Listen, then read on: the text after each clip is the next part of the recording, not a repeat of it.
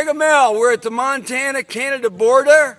Tom and I have just almost completed, a 4,500-mile epic adventure of the Continental Divide motorcycle trip. We left Colorado Springs and we rode to Columbus at the Mexican border. We then proceeded to go 2,000 miles of dirt and 500 miles of pavement up here to the Canadian border. Now we're going to return via Glacier, Yellowstone, Hot Springs, and get back to Colorado Springs to complete our trip. It's a dual sport adventure motorcycle trip. But the reason I'm going to talk to you is, what bike would you best take? What would be the best bike?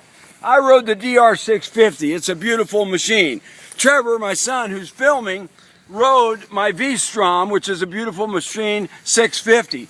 Tom rode the DRZ400. Here's the thing, here's the key. If you want to make the Continental Divide ride and you want to stay on maintained roads, maintained forest and county roads, the V-Strom's a good solution, but it doesn't have the handling of the smaller, lightweight type dirt bikes like Tom's and mine.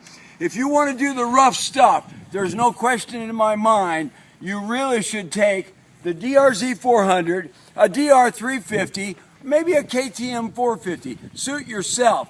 But the superior suspension of those bikes and the lighter weight for the rougher roads, there's no question about it. That's the bike you want.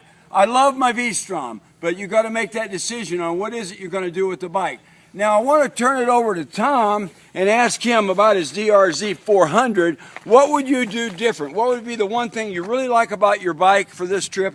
What's the one thing you might hate about the bike? The bike suspension was incredible and the really hard stuff. It was awfully tough driving along at 65 miles an hour on the freeway. Okay, Trevor, what about the V-Strom? When we first hit the dirt roads in Wyoming, smooth, this baby handled fantastic. I loved it. Taking the corners, it could have used a better back tire with a little more knobby. Yep. Other than that, fantastic. I thought, this is the bike. I disagreed with my dad, but then we started hitting some of the roads with a little more bumps, potholes and rocks, and this minimalistic suspension just did not do the job. So I'm back on the MegaMel bandwagon. I think this bike, that bike, one of these more aggressive motocross styles, slightly modified for the road, would be the best suit. Hopefully that helps you out. That's a MegaMel YouTube for what bike to ride on the Continental Divide. Take it away. That's a MegaMel out.